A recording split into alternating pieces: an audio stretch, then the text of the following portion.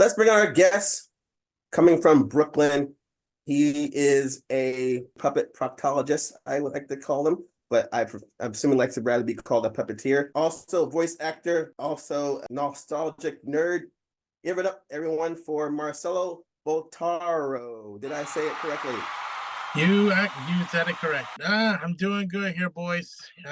Feeling good. Just getting a lot of things going, and thank you guys so much for having me. What is like your history with the city? You've been always living there for your whole life, right? So I've been living in Brooklyn for damn near almost 30 years. You witnessed the gentrification at firsthand, huh? I did. In fact, one day I was taking a walk down this old neighborhood where I used to go to elementary school, and just seeing like a huge major wave of changes happening in the neighborhood, which half of me was going, you know what, this is actually pretty cool. This is really nice. But at the same time, knowing that I grew up in the late 90s, early 2000s, you got that sort of Yeah. connection of, man, my neighborhood is changing. But at the same time, you kind of have to adapt with everything else that's happening in the neighborhood. And sometimes it'll be for the better, other times we'll get a letter from the city and then we'll see what happens there. I guess I should ask them, what's the best kind of non-touristy thing for a tourist to do? Don't wear an I Love New York t-shirt. That's the one thing I gotta say. If you wear an I Love New York t-shirt in New York, that'll make you stand out like a sore thumb. Just like in Coming to America, huh? You know what I'm saying? Bet you know I know it's real, but they don't know that you know I know the deal. Coming back strong. I feel like a complete idiot. Going into a bodega and being like, yo, can I get it the Aki way?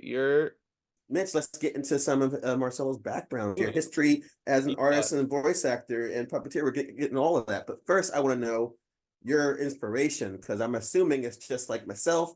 You're all into the Saturday morning cartoons, but probably from different eras or not. Maybe you were into Smurfs and Snorks like I was. I did grow up with the Smurfs and Snorks and a whole bunch of other well-known Hanna-Barbera cartoons. You guys have probably seen Jellystone, and you've definitely come across Yogi Bear, Snagglepuss, and Huckleberry Hound, and Jabberjaw, and every other Hanna-Barbera cartoon. But being a kid of the '90s, I grew up with a lot of Nickelodeon cartoons. So there was a lot of Hey Arnold, Ren and Stimpy, Cat Dog. Of course, I was a SpongeBob fanatic, and the Fairly Odd Parents. But the one that really stuck out to me the most that I loved was a show called El Tigre, The Adventures of Manny Rivera. Yeah, that's a great show. People don't talk about that enough. I loved El Tigre growing up. And it only got one season, but the very end episode definitely wrapped it up pretty well. And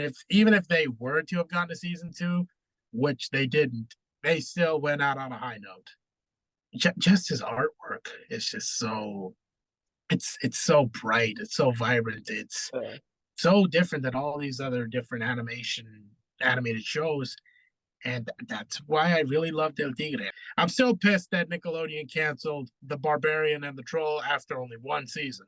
Yeah, we were too. We definitely reviewed that and we definitely loved it. So I was sad that it had to go. But that's a good segue to talking about the puppet stuff that you're into. So what's like your favorite puppet themed TV show or movies? Because for myself, I was a big fan of the show Alf, and I see like now he's trending because apparently they're eating cats in Ohio, Springfield. They're eating the dogs, the people that came in. They're eating the cats. Oh, don't get me started. I mean, of course, being from Melmac, of course we all eat cats. But I'll tell you the truth, that's not my only diet. I do eat a lot of other things. I have 6 stomachs, for crying out loud. That actually gives me to a good answer that, many people would think, oh, you grew up watching The Muppets or Sesame Street or Fraggle Rock, which, yeah, I did. But I always try to find ones that stand out to me the most. And this wasn't a show that I grew up watching as a little kid. I kind of came across it a little later on in life, and that's Crank Yankers. Oh, yeah, we're big fans of that. Yeah, because it really showed that this style of cutesy puppets can do a lot more than just be for little kids. And that's when I went down the rabbit hole of discovering major adult puppet films. And the one that stuck out to me the most was Peter Jackson's second film, Meet the Feebles.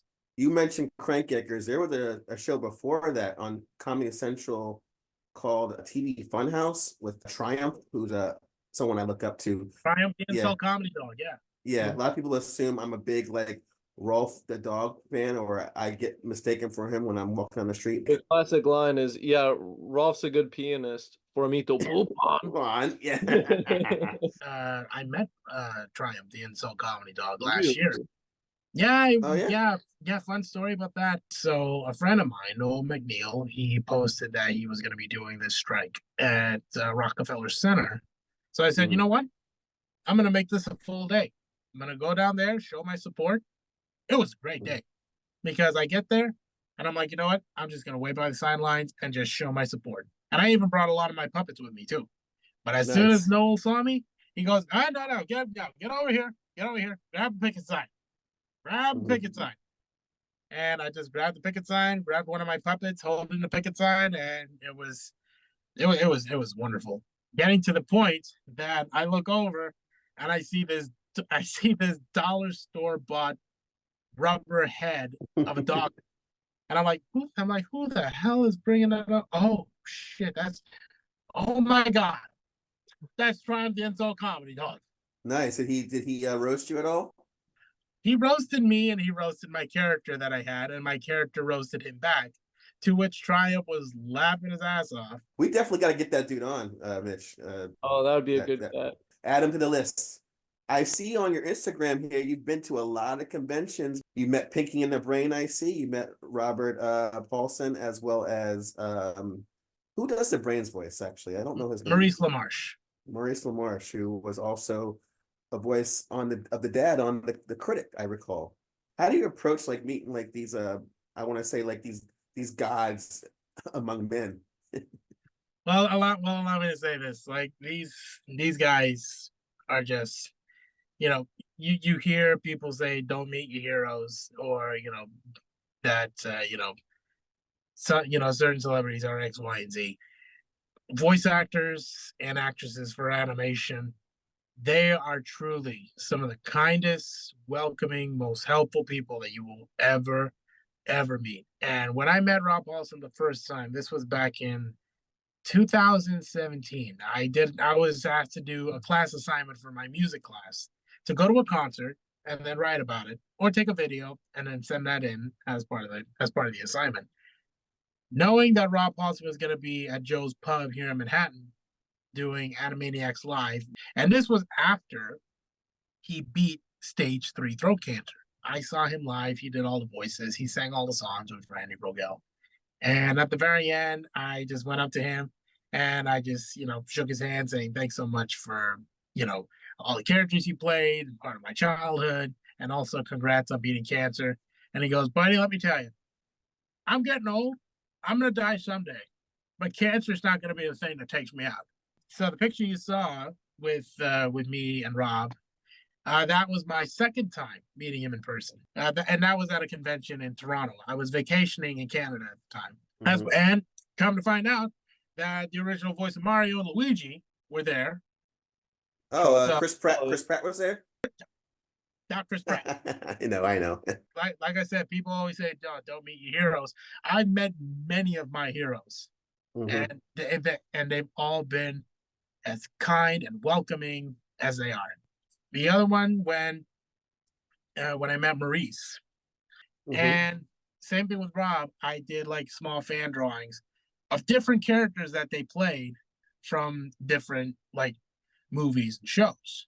Yeah. And when Maurice saw the drawing of his character Etno from Space Goofs, he immediately did the voice, which I didn't think that he would remember Etno from Space Goofs. And as Etno, he goes, oh no, this was one of the most best shows I've ever done, along with Jeff Bennett, Billy West, and Charlie Adler. It was such a wonderful show, and all these scenarios to do. Maurice, he just complimented my drawing. He looked through my sketchbook, And he goes, "No, you better keep this up, man, because if you don't continue to pursue this, it'll just, it'll be too late. But keep going with this. I can tell you're a super talented dude. Just keep at it." And I did a little bit of my impressions of his characters, and he did the voices of his characters, Yeah. which was, so much fun. It was like, do better, kid. Or did he actually like what you were doing? No, he did have his characters. I did the voice of Morbo from Futurama, which slowly led to some guy ruling on the planet Omicron Persei 8. As that character, he goes, "You might want to do better. Get the voice a little bit more gravelly." Also, a person you've met, the adorable Rachel. She has her own YouTube channel for a while and is in the puppetry and worked on Crank Egg, as you mentioned before, as Yep. well as the Bluey thing that's touring all over the country right now. Rachel, she's a peach. She's, super sweet gal.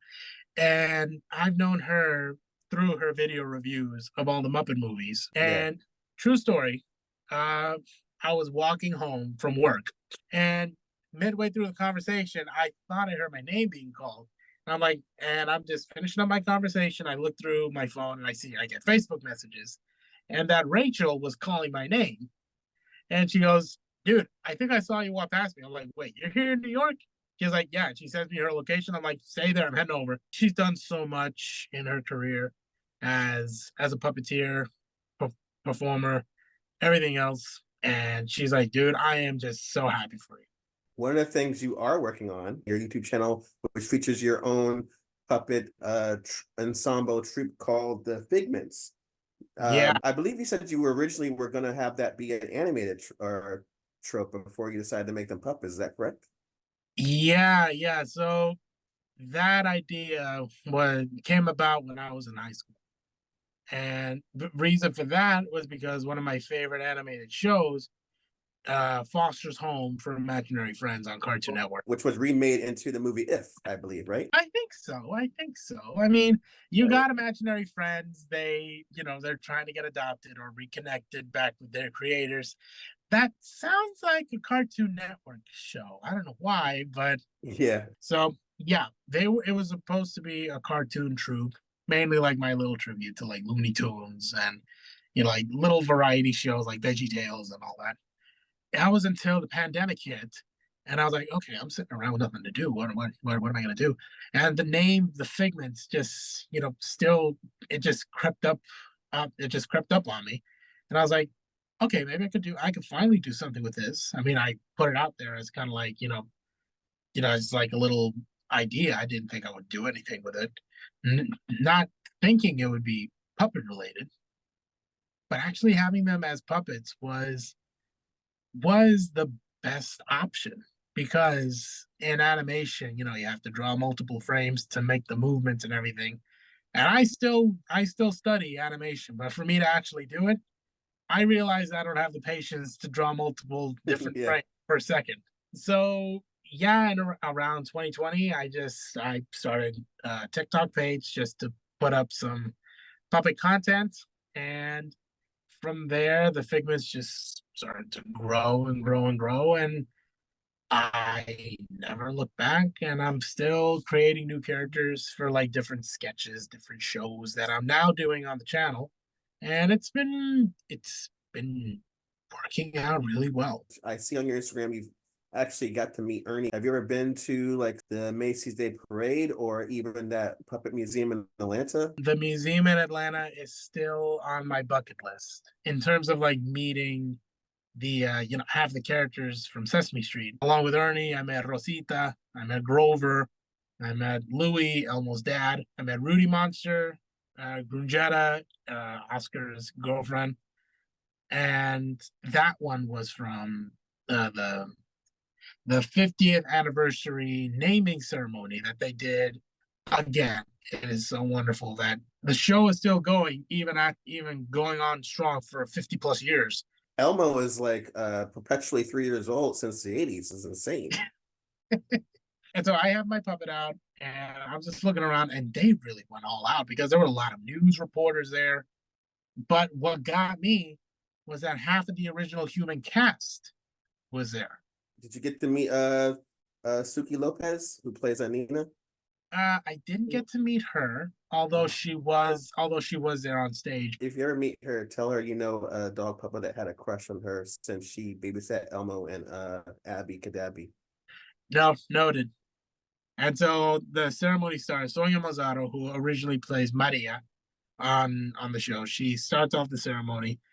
And I look over, Big Bird is walking down, waving hi to everybody. I'm the only one there holding up a puppet. And I kid you not, I immediately started to cry. Oh, I aw. was crying my eyes out because nostalgia just hits me on the head like a ton of bricks with so many wonderful memories with all of these characters. And I do the same thing. I don't blame you. what made it even more awesome was because I was the only one in the crowd with a puppet. The puppeteers saw me and they immediately knew that, wow, this guy with good lip sync and holding up a puppet, he really loves doing this. So it immediately got their attention. Nice. You're a fan of the Muppets to the point where you have a podcast that mostly talks about Muppets with guests. You want to plug that a little bit? Tell us about it. Oh yeah, that was just something I was doing for fun during the pandemic, and I was connecting with a lot of people in the community who are all great friends of mine now. I took inspiration from Muppet Guys Talking, the documentary with Frank Oz, Dave Goles, Jerry Nelson, Fran Brill, and Bill Barretta. And I thought, you know what? There are so many fans of the Muppets. I want to hear their stories. And I just did it for fun, kicks and giggles. Not really planning on bringing it back because, again, I was doing it during the pandemic and it was just a way for me to keep busy, but at the same time, keeping myself sane. Well, maybe we'll have another pandemic and you can do it again. Let's not wait for that. Let us not wait for that. I see people throw the word like nerd around a lot. Nerd alert! Nerds! Nerd! And I see one of your criteria here, Marcelo, is that you call yourself a nostalgia nerd. Yeah. What does that actually mean to you? Well, because I have a huge love for all the cartoons that I grew up watching, all the puppet related stuff that I grew up watching. And, oftentimes we relapse and we just, think back to the nostalgic shows and movies that we all love watching. Reason why I call myself a nostalgic nerd was because growing up in middle school, if you were a nerd, you would get horrendously teased, poked fun of, and your whole middle school reputation, quote unquote, back then, would be tarnished. To which I say to this day, that is total BS. Total BS. Because now everybody's a nerd.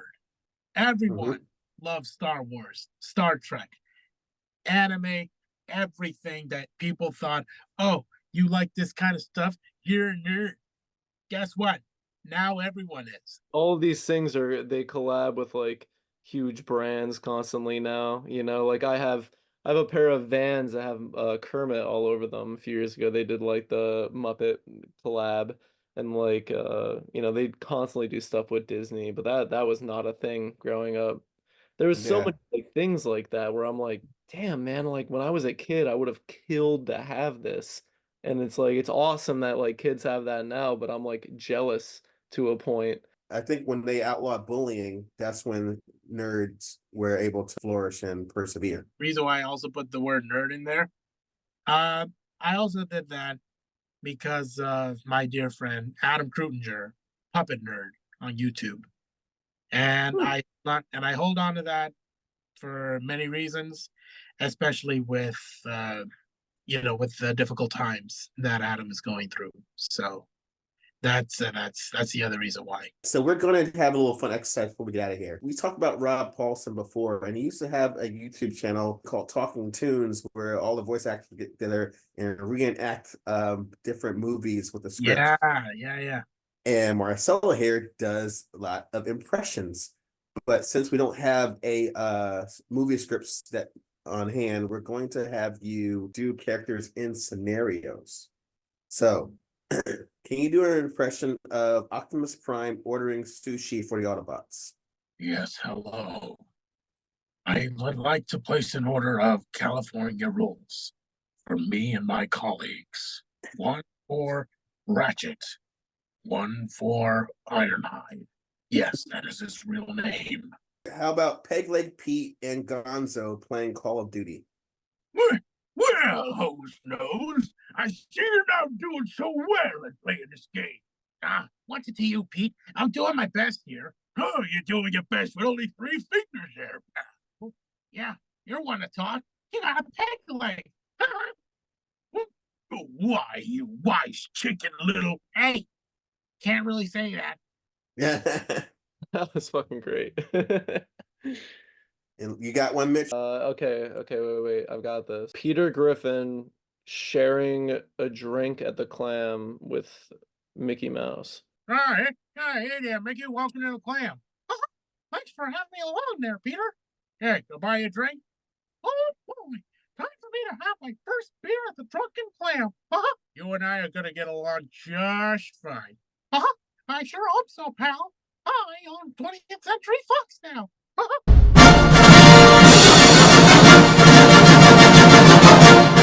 Oh, amazing. There was a Family Oh. Guy cutaway. You didn't do a cutaway. Exactly. See, like you could say anything with Peter Griffin, and it's pretty much a cutaway from Family Guy. Well, we want to thank you for being on this, Marcelo. Want to plug your social media and any upcoming projects? You got the floor. Go ahead.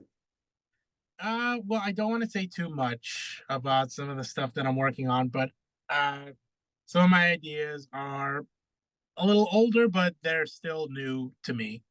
But in terms of things that I can talk about, I have a show on YouTube called Augie's Mini Marv Comedy Hour. And the funny thing is that each episode is like a minute long. So, but I just got back to recording some new dialogue for the show. Just have to start filming and editing, and it'll be up on my channel roughly within the next year. So I still have a lot of things to work on with that. I got some new shows that I'm working on as well for some of the characters that I created. But yeah. All right. Well, thanks a lot for being on the show. And if you watching right now would like to be a guest and get interviewed by puppets, get in touch with us post haste. Like and subscribe, folks.